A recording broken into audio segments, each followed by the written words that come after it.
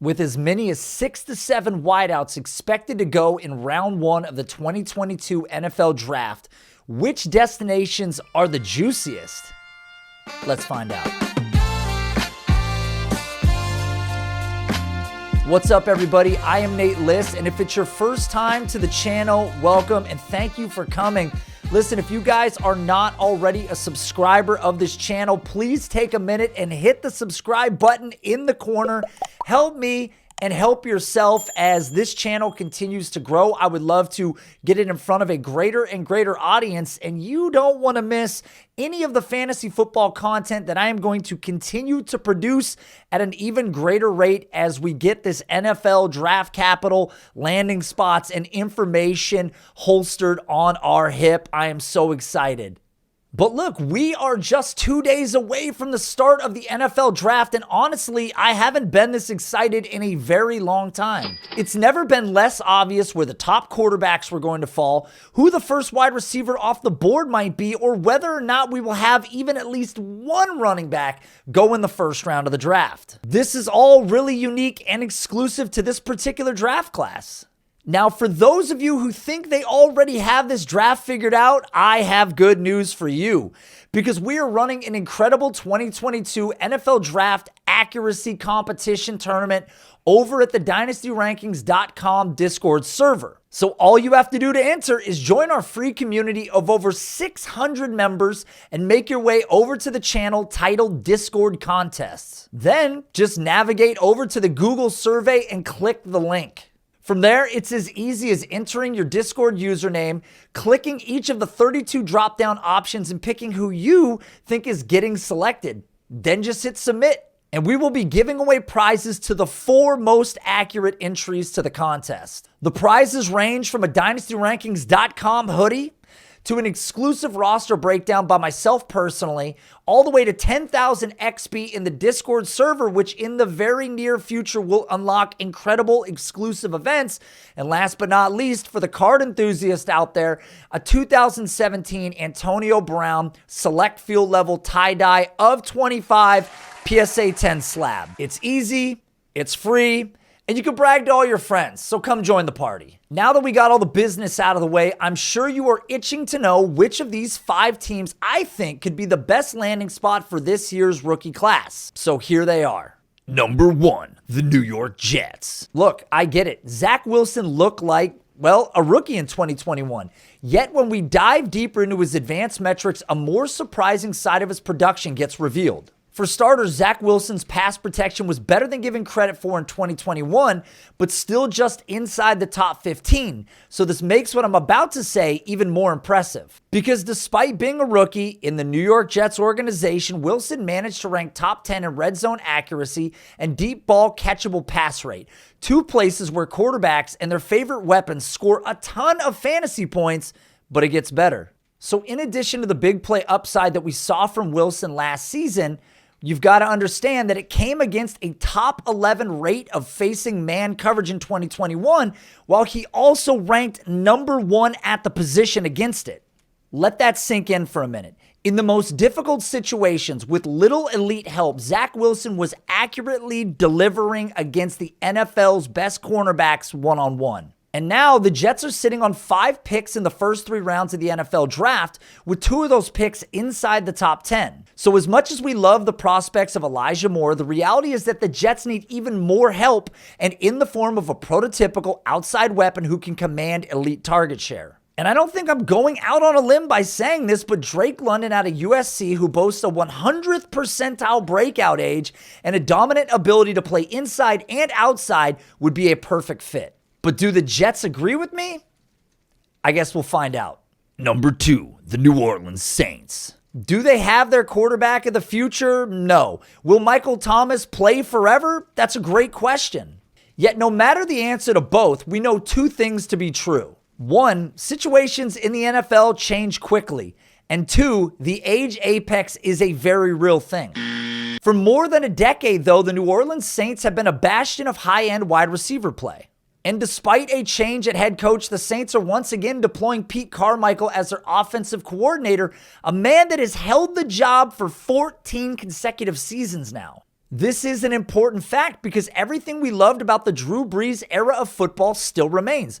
But all that's missing is that franchise quarterback option under center. Yet in the interim, fantasy gamers should enjoy what Jameis Winston brings to the table as he's just 3 years removed from throwing for over 5,000 yards. But that doesn't mean the New Orleans Saints don't take a quarterback in this year's draft. In fact, the Saints are loaded with picks.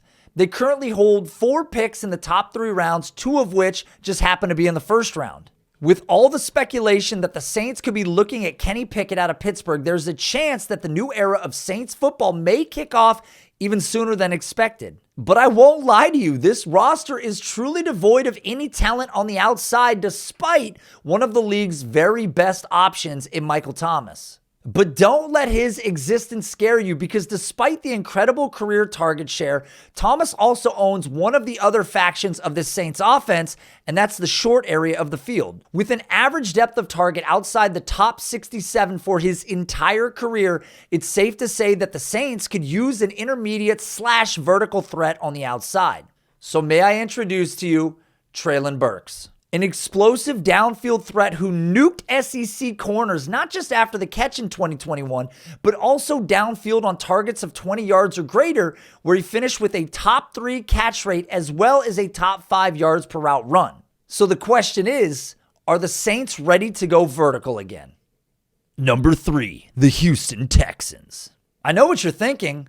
What the f***, Nate? Look, this may be the sneakiest of all landing spots in the NFL, and I'm calling it 1 year early. Now, this Texans team has been bad for far too long, and with a new coaching staff plus a boatload of 2022 draft picks, we may be able to accelerate this rebuilding process.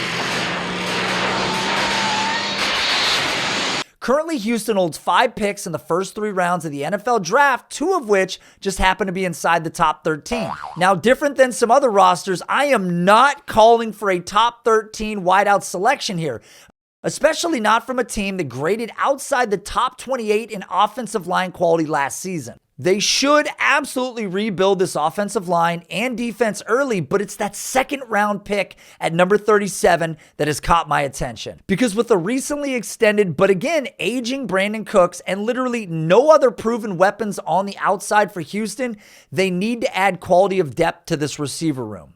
But before I mention the wideout I'm picturing landing here, let me tell you why this option is so juicy. Because even with Davis Mills under center, this is still a team that finished just 4-13 last season and might only better that by a little bit this season, only because the AFC South is just so god-awful. This means there is a real likelihood that the Houston Texans show up to the 2023 NFL Draft with a top 5 pick and find themselves in a position to push all the chips in for one of the high-end rookie options coming out next season. With that said, cue up George Pickens out of Georgia. After dominating during his freshman season and posting a 97th percentile breakout age, we witnessed Pickens just a year removed from an ACL tear look like his old self again as he blazed a 4.47 40-yard dash time at the NFL Combine. There are few wideouts with his pedigree, athleticism, and true wide receiver 1 potential that will be available in round 2, and this just feels like it makes way too much sense. Number 4, the Kansas City Chiefs. Look, this one should come as absolutely no surprise after the Chiefs just dealt away superstar wideout Tyreek Hill to the Miami Dolphins just a couple of weeks ago. With Kansas City now sitting on a massive hole at the future wideout position, it just seems all too likely that one of their 2 late first-round picks will get spent on this position right here. And this destination with Patrick Mahomes should still be coveted as one of the league's very best landing spots. Because even when Mahomes wasn't looking like vintage Mahomes, the Kansas City Chiefs still ranked number 2 overall in team pass attempts in 2021. And if we know anything about this offense, it's that it likes to score in a hurry.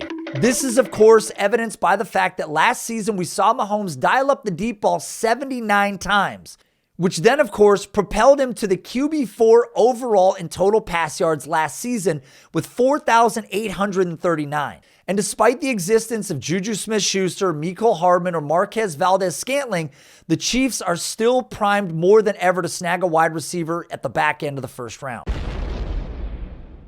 Because even with the perceived sense of speed already on this roster, it truly lacks any consistency, which is exactly why Kansas City should go back to the well at wide receiver. And with Jameson Williams off the board, don't be surprised when they select Jahan Dotson out of Penn State University.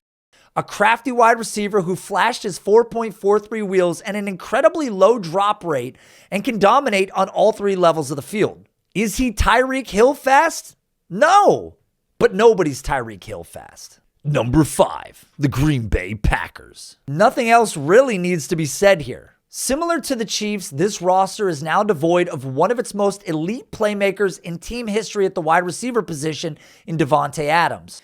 And you could even make the argument that this Green Bay Packers wideout group is the stone worst in all of football, and I'm not kidding. Yet with 4 picks in the first 2 rounds of the NFL draft, 2 of which just happen to be in the first 2 rounds, the Packers are poised to rescue Aaron Rodgers from a perpetual eye-roll hell. Because Rodgers has the offensive line and he has the running game, he just needs that pinpoint precise route runner on the outside to give him just a smidge of Davante Adams. Like, give us 36% of Davante Adams. And I think that answer very well could be Chris Olave out of Ohio State.